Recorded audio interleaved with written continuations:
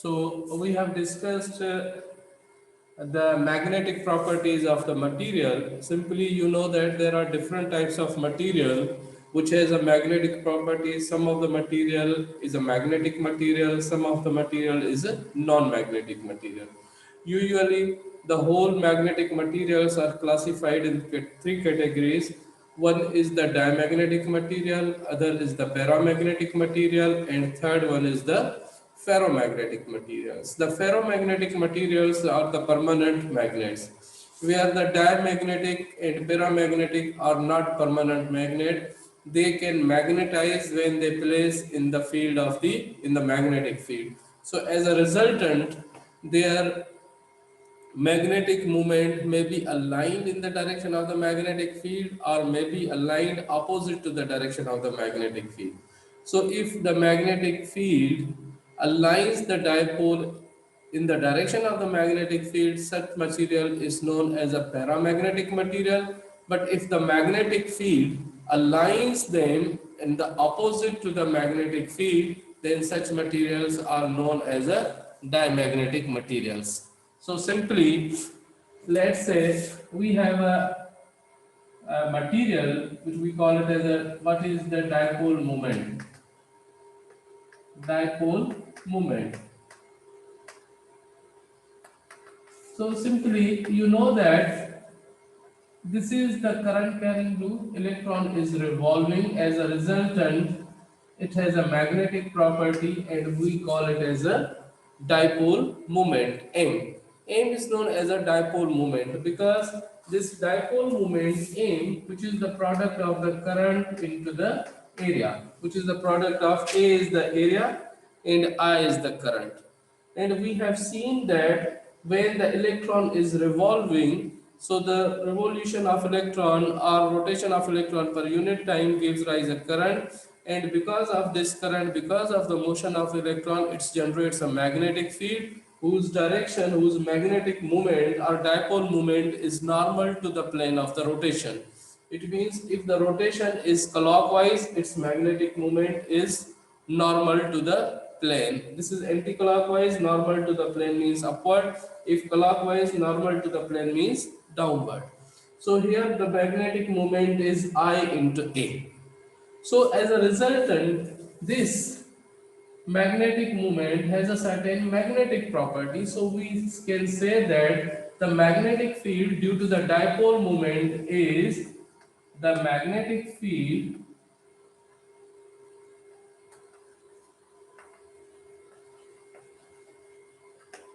due to dipole moment is B, and this B is equal to mu naught upon 4 pi into 3 n, which is the magnetic dipole moment, into unit vector minus n upon r cube. So this is the magnetic field B produced by this dipole moment. It means this dipole moment is the source of the production of the magnetic field. So the direction of the magnetic field can be determined through this relation m dot r. It means if we say that this is the, we want to calculate the magnetic field over here, what is the value of B over here? So we can find out this is the vector which we call it as a position vector, and its direction is represented by the unit vector. So there our position vector is a vector which identifies the position of the point P where you want to calculate the magnetic field. So this is the angle theta. Let's say this is the angle theta. So this m dot r, which we call it as a m or cos theta. Here if you write it here, m dot r is equal to m or cos of angle theta, and this r is the unit vector, its magnitude is 1, so it is m cos theta. So if theta is equal to 90 degree, cos 90 is equal to 0. If theta is equal to 0 degree, cos 0 is equal to 1. So it means this term indicates that the direction of the magnetic field is normal to the B or opposite to the B. So here aim is again showing the magnetic field whose magnitude is along the direction of the aim. So here we can find out the magnetic field at any point with respect to this aim, with respect to the dipole moment. So now again, the vector potential due to this aim, it means aim, which is the magnetic dipole moment, has two properties. One is the magnetic field property and other is the vector potential property. The vector potential due to the dipole can be written as A, which is the vector potential, which is the function of R, can be written as mu naught upon 4 pi into m cross r. R is the unit vector upon r square. So this is the vector potential, like a scalar potential due to the electrical dipole. This is the vector potential which is due to the magnetic dipole. So these are the two properties, which is the magnetic field produced by the magnetic dipole. This is the vector potential produced by the magnetic dipole. Clear? So now we have to see, okay, if we have a two dipoles and two dipoles are interacting with each other, what is the total torque produced by the dipole? It means we have seen in the last lectures, okay, if we have a dipole like that, this is the dipole whose direction is this, aim is in this direction, let's say. So the magnetic field is in this direction, B. So it means if we say that here, this is axis, this is x-axis, y-axis and z-axis. If we say that the magnetic field is along z-axis and this loop, a current carrying loop or orbit is in the xy, in the yz plane, is in the yz plane, it means is in this direction, yz plane, and B is in this direction. So again, in the last lecture we have seen that this magnetic field interact with the aim. As a resultant, this interaction will cause a rotation of aim along the direction of B or opposite to the direction of the B. If this B rotate the aim along the direction of the B, then such type of material is known as a paramagnetic material. If this B aligns the aim in the opposite to the B, then such type of material is known as a diamagnetic material. This alignment towards the B or away from the B or opposite to the B is actually the rotation of aim. It means this B is doing some work on this aim. As a resultant, this aim aligns along the direction. And this work, this rotation is known as a torque, and we call it as a turning effect of the force. So we have seen in the last lecture that torque N is equal to N cross B. This N is the dipole which is placed in the magnetic field. So as a resultant, torque is produced. This torque N, this can be written as MB sine of angle theta. And this theta is the angle between M and B. If we say that here B is in this direction and M is in this direction, the angle is 90 degrees, so the torque will be maximum. Sine 90 is equal to 1, so the torque will be maximum. So this will be turned towards the B. Torque will be maximum. Similarly, if we say that the B is in this direction and M is in this direction, both are in the same direction. The theta angle is equal to 0 degree here. Both are in the same direction. The angle is 0 degree. So in this case, the angle is 0 degree means both are in the same direction. So the torque will be 0 or torque will be minimal.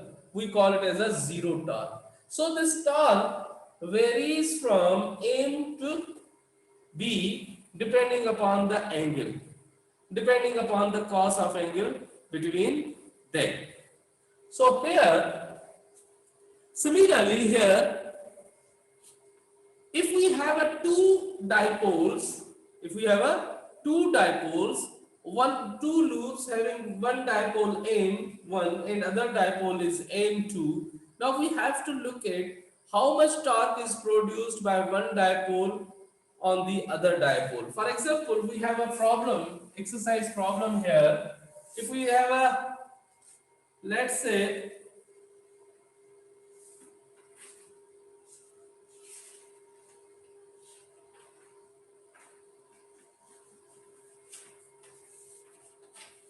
if we have a, this is the exercise problem.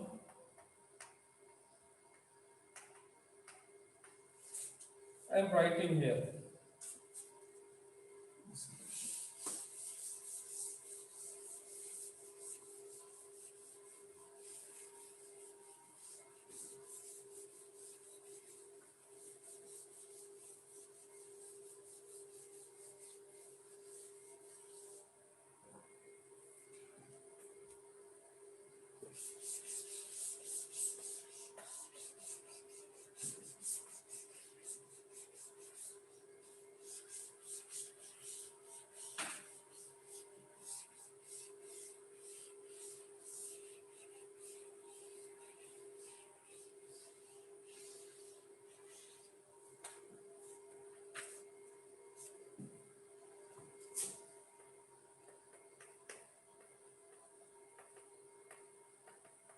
So now this is exercise 6.1.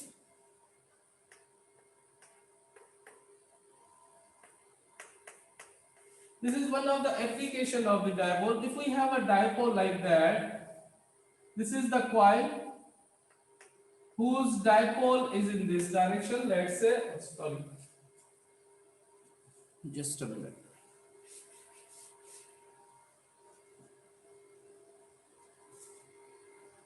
This is the loop whose dipole moment is in this direction, A. Its radius is A. This is another loop, we call it as a square loop, whose sides are the B. Its dipole moment is in this direction, M. This is called M1, this is called M2. So these are the two dipoles which are separated by a small displacement. This is the small displacement R. So now we have to look at, so I am writing the problem, calculate the torque exerted on the square loop. Calculate the torque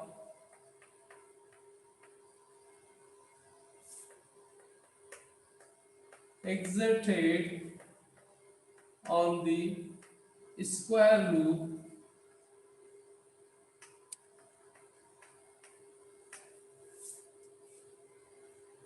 due to the circular loop.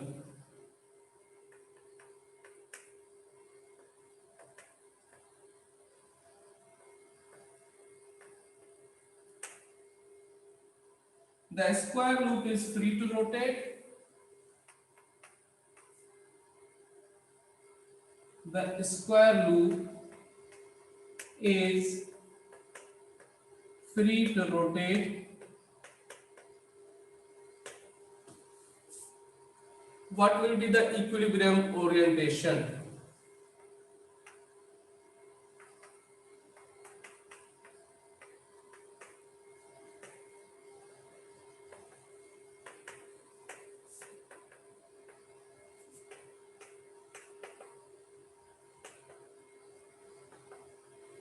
So now we have to look at here, if we say that this is the M1, which we call it as a magnetic dipole moment. This is one of the loop, current carrying loop, which has a magnetic dipole moment M1. So here, if we draw x-axis, y-axis, and z-axis, so this is x-axis, this is y-axis, and this is the, let's say, z-axis. X-axis is denoted by unit vector I, y-axis is denoted by unit vector j, and z-axis is denoted by unit vector k. So here we have a three axis I, j, and k. So this M1 is along k axis, along z axis here. So now here, this M2 is placed in a magnetic field of M1. So as a resultant, the torque is produced. So it means when we say that the M2 is placed in the magnetic field of M1 and the torque is produced, we have to calculate how much torque is produced when the square loop is placed in the magnetic field of this circular loop. So now we know that the torque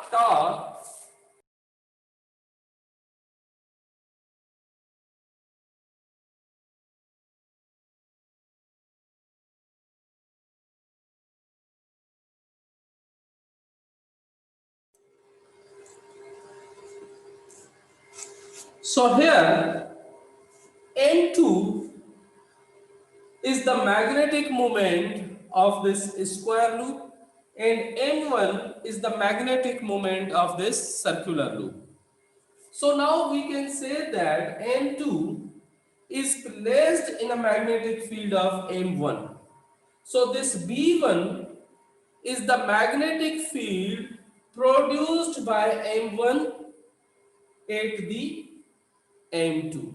So it means M2 is in the magnetic field of M1. It means there must be a magnetic field which is produced by the M1. So here I am writing here B1 is the magnetic field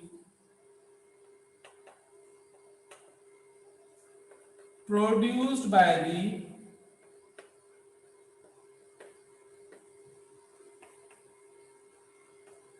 M1. And this B1 is equal to, you know that, mu2 upon mu naught upon 4 pi into 3 M1 into unit vector minus M1 divided by R cube. So this is the magnetic field of the M1 into M2. So here, if we look here, the torque N is equal to M2 cross B1. Substitute the value of B1 here. B1 here is equal to mu naught upon 4 pi 3 M1 dot R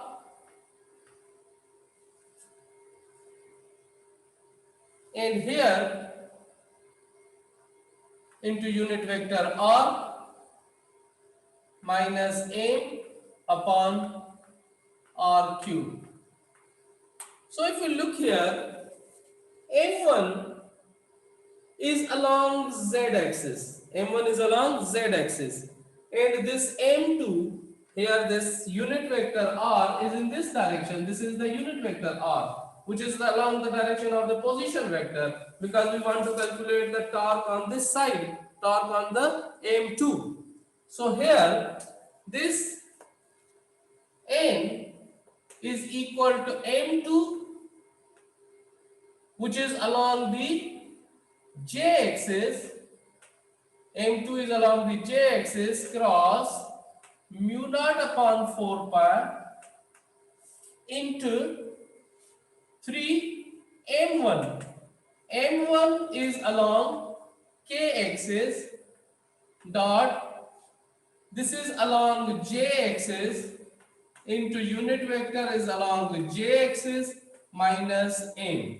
M is along, M1 is along K axis divided by R cube. So here, if we look here, this M1, which is along K axis, means this vector is can be rewrite as a magnitude and direction is K, and this unit vector whose direction is along J, this is J, this is J, clear? So here K dot J, cross product of two different vectors, these two vectors which has a 90-degree angle, so cross product gives the cos of 90 and cos of 90 is 0. So this term goes to 0. Only the remaining term is this. So here the torque N is equal to M2, which is along the J axis, cross multiplication of mu naught upon 4 pi. Here this term goes to 0, so only the remaining term is minus m1k upon r cube. So here this can be rewrite as n is equal to mu naught upon 4 pi. This is m2 along k along the j axis, cross product of m1 along k axis upon r cube. This is negative sign, I put it here the negative sign. So this n is equal to minus mu naught upon 4 pi is equal to m1 into m2 upon r cube into j cross k. Here j cross k is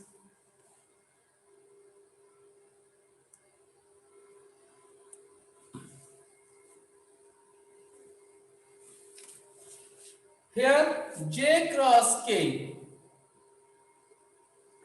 is I. This is j. Here, if you look here, this is j and k is in the upward direction. J cross k is I. So j cross k is I. So here this n is equal to minus mu naught upon 4 pi m1 m2 upon r cube into unit vector I. So this j cross k is equal to I. So it means if it is free to rotate, what will be the equilibrium orientation? The equilibrium orientation is along I-axis, whereas the value of the torque is equal to mu naught upon 4 pi m1 m2 upon r cube. You can rewrite it as in the form of the current as, you know that this m1, here m1 is equal to I square A, current, I am rewriting here.